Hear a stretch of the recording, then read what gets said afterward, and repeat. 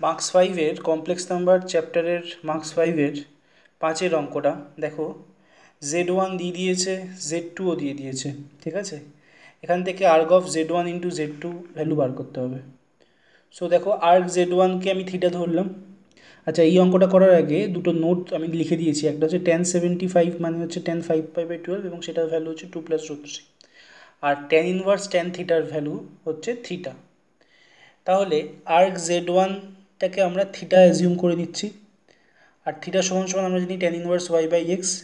তাহলে tan inverse y/x, এখানে y এর কাজ যেটা করছে, x এর কাজ যেটা করছে, তাহলে y/x এই ফর্মুলা অ্যাপ্লাই করে ওপরে নিচে করণীয় নিরসন করে আমি tan ইনভার্স 2 + √3 পেলাম। আর 2 + √3 মানে হচ্ছে tan 5π/12, তো tan ইনভার্স tan থিটা মানে থিটা, তো 5π/12 বেরিয়ে গেল। আর Z1 যেহেতু দেখো √3 - 1, √3 + 1, এটা একটা ফার্স্ট কোয়াড্রেন্টে, সেই জন্য Z1এর যে পয়েন্টটা সেটা ফার্স্ট কোয়াড্রেন্টে লাই করবে, তার মানে থিটার ভ্যালুটা 0 থেকে π/2 এর মধ্যে হবে। সো এই যে থিটার ভ্যালুটা পেলাম, সেটা যে এটাই আর্গুমেন্ট, যে Z1-এর আর্গুমেন্ট, সেটা আমাদের কনফার্ম হয়ে গেল, কারণ থিটার ভ্যালুটা এর মধ্যে রেঞ্জে থাকলেই সেটা হবে Z1-এর আর্গুমেন্ট। তাহলে এটা হয়ে গেল 5π/12।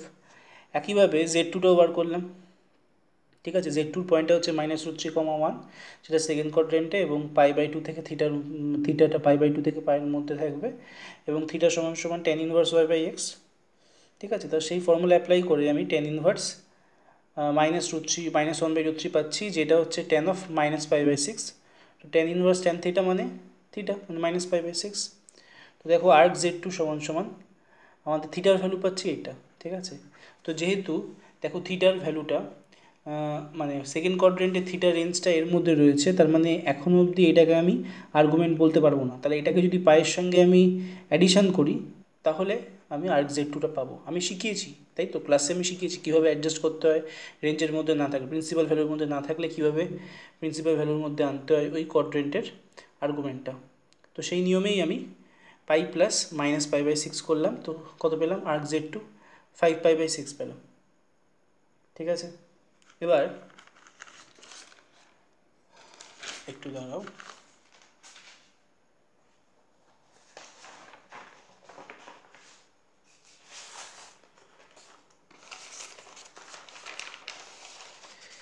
এবারে দেখো Z1 into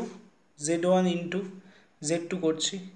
Z1 into Z2 করলে Z1 এবং Z2-র যে মাল্টিপ্লিকেশানটা সেটা করলাম, করে আমাদের কেটে কুটে দেখো -4 পেলাম, ঠিক আছে। তোমরা এই ক্যালকুলেশনটা করবে ভিডিওটা পজ করে। তো পয়েন্টটা কী হচ্ছে, -4, -4, তার মানে Z1 ইন্টু Z2-র কোয়ার্ডিনেটটা যে মাল্টিপ্লিকেশন করার পর যে কমপ্লেক্স নাম্বারটা আসলো, সেটা হচ্ছে -4, -4, মানে এটা এই কোয়াড্রেন্টে আছে, থার্ড কোয়াড্রেন্টে রয়েছে। তো এখানে লিখে দিয়েছি দেখো আমি থার্ড কোয়াড্রেন্টের প্রিন্সিপাল রেঞ্জটা, প্রিন্সিপাল আর্গুমেন্টটাও এই রেঞ্জের মধ্যে থাকবে। তো এখান থেকে থিটা সমান সমান tan ইনভার্স y/x, সেখান থেকে আমি কত পাচ্ছি? π/4। কিন্তু π/4 যেহেতু এই রেঞ্জের মধ্যে না, π/4 যেহেতু এই রেঞ্জের মধ্যে না, তাহলে এটাকে অ্যাডজাস্ট করতে হবে, তবেই তো আমরা Z1 Z2-র আর্গুমেন্টটা পাবো, নাহলে তো পাবো না। আমি জানি কি, আমি শিখিয়েছি কীভাবে অ্যাডজাস্ট করতে হয়। তো দেখো, তাহলে এই ভ্যালুটাকে পাই থেকে মাইনাস করছি, ঠিক আছে, মানে পাই এই ভ্যালুর থেকে পাই মাইনাস করছি, করে যেটা পাচ্ছি -3π/4। আর এইটাই হচ্ছে erg of Z1 into Z2, কারণ এই ভ্যালুটা Z1 Z2-র যে কমপ্লেক্স নাম্বারটা এসছে সেটা যেই কোয়াড্রেন্টে পড়ে সেই কোয়াড্রেন্টে প্রিন্সিপাল রেঞ্জের মধ্যে পড়ছে, ঠিক আছে। তারপরে নেক্সট অঙ্কে চলে আসি।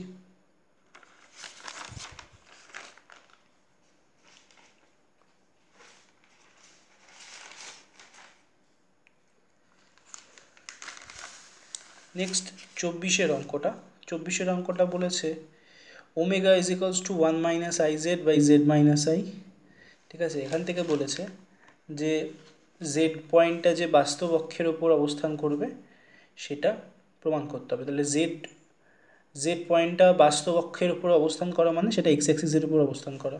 তোমরা জানো আমাদের দুটো অ্যাক্সিস, একটা এক্স অ্যাক্সিস, একটা ওয়াই অ্যাক্সিস, তাই তো, এটা ওয়াই অ্যাক্সিস।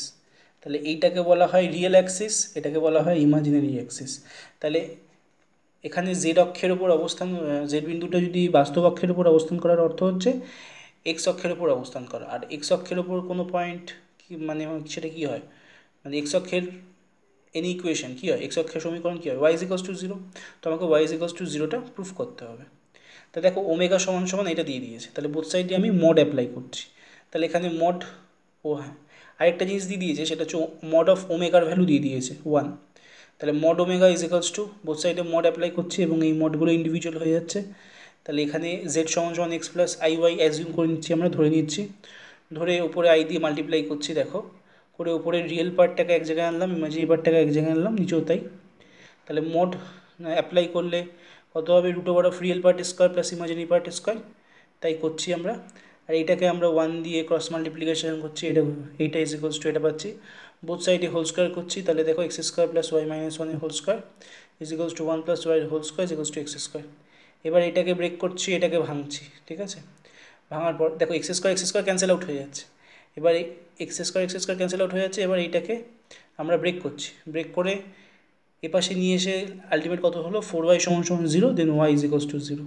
তাহলে y 0 কখন হবে, যখন একটা পয়েন্ট এক্স অ্যাক্সিসের উপর লাই করবে, তাই তো, তখনই তো তার y থাকবে না। তার মানে ওই পয়েন্টটা দেখো বাস্তব অক্ষের উপর অবস্থান করছে, মানে জেড অ্যাক্সিসের উপর অবস্থান করছে। এটা ছিল 24-এর অঙ্ক।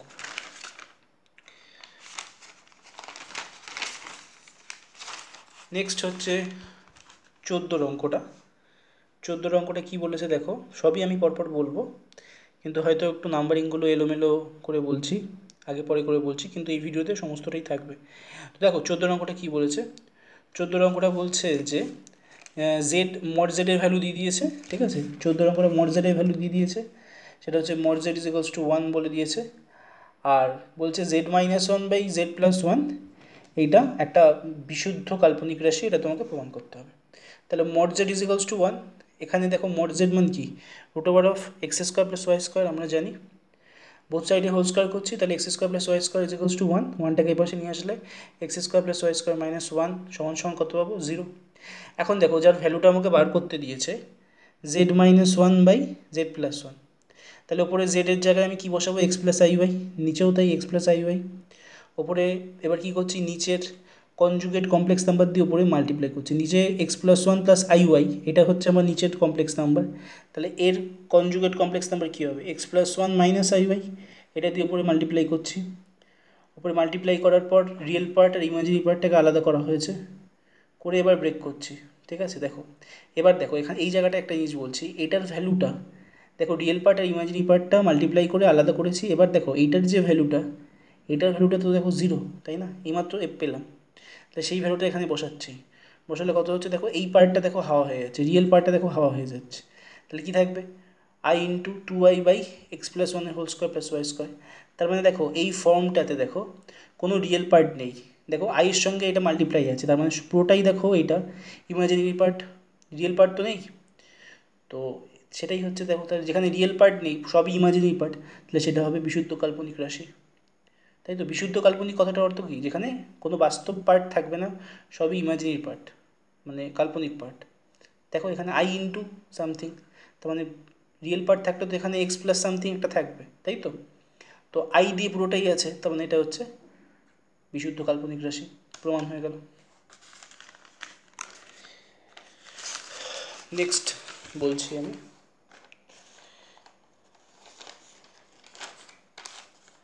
নেক্সট হচ্ছে 22-এর অঙ্কটা, ঠিক আছে। 22-এর অঙ্কটা কী বলছে, Z is equals to X plus I Y, আর বলছে mod Z plus Z is equals to 2 plus I Y, 2i, ঠিক আছে, এটা দিয়ে দিয়েছে। 22-এর অঙ্কটাতে এটা দিয়ে দিয়েছে, আমাদের কি প্রমাণ করতে হবে, ও আচ্ছা আমাদের সমাধান করতে হবে, ঠিক আছে। তো আমাদের এটা দিয়ে দিয়েছে, মানে Z is equals to X plus I Y আমরা ধরে নিলাম, আমাদের ইকুয়েশন দিয়েছে এটা, ঠিক আছে।